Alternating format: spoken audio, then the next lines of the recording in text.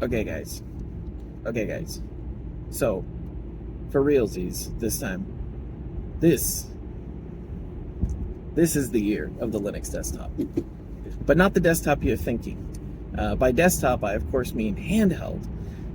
So, the interesting thing that is happening with the Steam Deck is that it is providing a set of boundaries. It is providing an outline, a fixed set of parameters that people can build specifically to.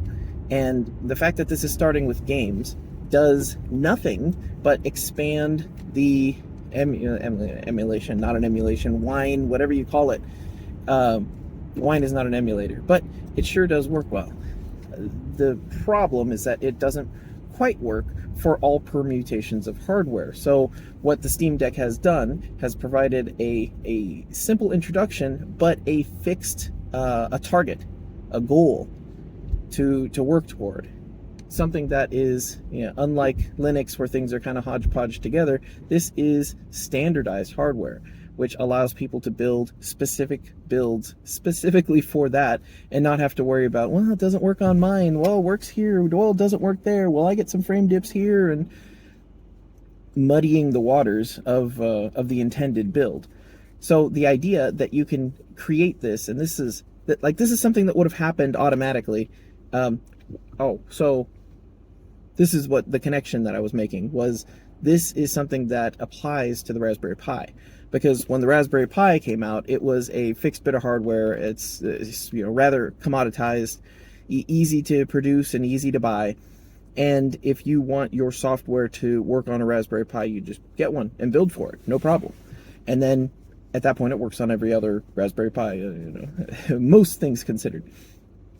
So the point is that you took this moving target of things customized and tweaked and weird hardware and different software configurations and firmwares and all that stuff, and you narrowed it down specifically to, this is the Raspberry Pi, this is the fixed hardware, here's how we get Linux, here's how we get my program installed on it, here are the wine settings to emulate this whatever Windows application on it, and they are 100% portable, pretty much, I would imagine 100% portable between individual pieces of hardware.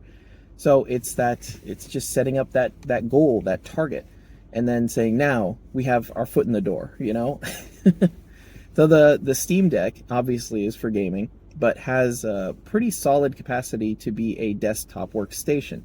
And the idea that you could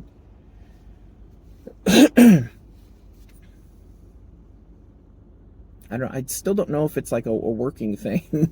I would be very interested to know what the experience is like, but there's nowhere to go but up as far as software compatibility goes, because the Steam Deck is, I don't know why you would, but the potential for turning the Steam Deck into a less expensive, smaller set, what would you call it?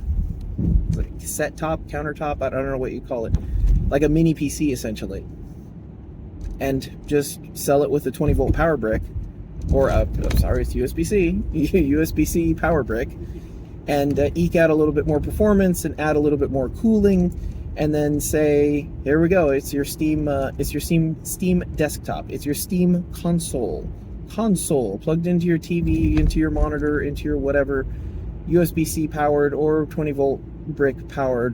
They'd probably be able to do both, and run at a higher clock rate or something like that. Everything is, and they could use the same hardware or slightly improved hardware, something that is as compatible as possible, but a slight improvement. And this is it's wonderful that it was made, and it's only going to get better. It can only improve. And the fact that we've taken this scattershot approach of, well, how do we get it to work with this, and lots of fiddling and twiddling with settings and such in order to get things to work, just vanishes when you have a fixed piece of hardware, a target to hit that is popular and works well.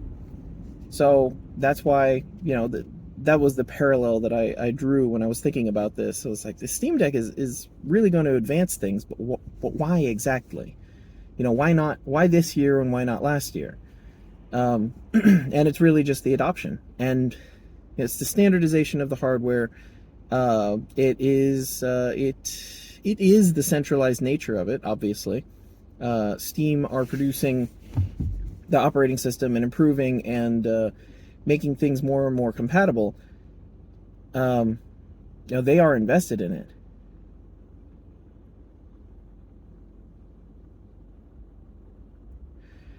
So when Steam starts selling a desktop PC replacement that is, just for light browsing, do something that just, some gaming, light browsing, figure out how to get, I don't even know if you have to figure out how to, I don't know what the distribution is, but like, if you can get Office apps on there and a browser and, some fun little, I don't want to say browser games, fun little, you know what I'm talking about, casual games. Why wouldn't someone buy that? Why would someone go to the Best Buy and buy something when Steam can produce a very inexpensive, well, if they can produce it, it's a silicone shortage, but having a fixed, this is like the Ubuntu adoption thing. There's so many people trying out Ubuntu, starting with Ubuntu, that it expands the issue reporter. It makes compatibility better, and it makes it easier to fix issues, easier to find fixes to issues, or for those issues to just be reported and then fixed on the next update, and then you don't have to worry about it. You just press update, and you already got the fix before you even ran into the issue. So it is just adoption, mass adoption.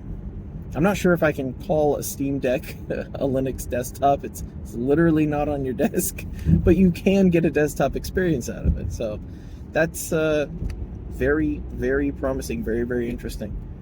And yeah, I mean, as long as Steam can keep producing the hardware, which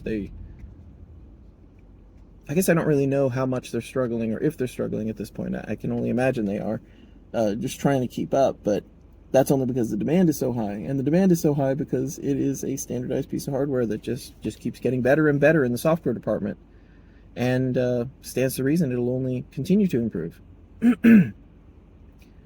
So why not take the SteamDeck, which is designed to be a handheld, and pare it down into a little cube of a set-top box that can go on someone's desk and plug in a couple screens and a keyboard and monitor and a keyboard and mouse, and just have a desktop experience with some games added in. It's a really good way of doing this. It's the same kind of standardization that the Raspberry Pi got. Now, the adoption was a lot slower on the Raspberry Pi, but there's a lot more pressure, velocity, excitement behind the SteamDeck. So I expect that things will move very quickly in 2023. So this is it. This is it. I'm calling it. It's year of the Linux desktop.